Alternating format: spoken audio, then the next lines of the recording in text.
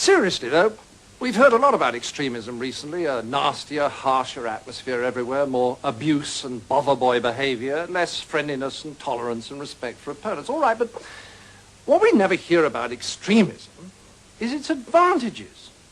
Well, the biggest advantage of extremism is that it makes you feel good because it provides you with enemies. Let me explain. The great thing about having enemies is that you can pretend that all the badness in the whole world is in your enemies and all the goodness in the whole world is in you. Attractive, isn't it?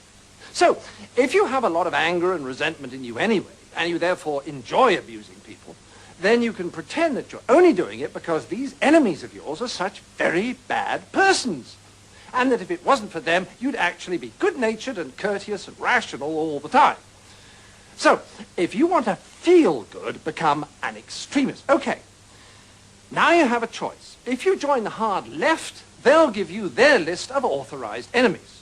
Almost all kinds of authority, especially the police, the city, Americans, judges, multinational corporations, public schools, furriers, newspaper owners, fox hunters, generals, class traitors, and, of course, moderates. Or, if you'd rather be an extremist on the hard right, no problem, fine, you still get a lovely list of enemies, only they're different ones. Noisy minority groups, unions, Russia, weirdos, demonstrators, welfare sponges, meddlesome clergy, peaceniks, the BBC, strikers, social workers, communists, and, of course, moderates.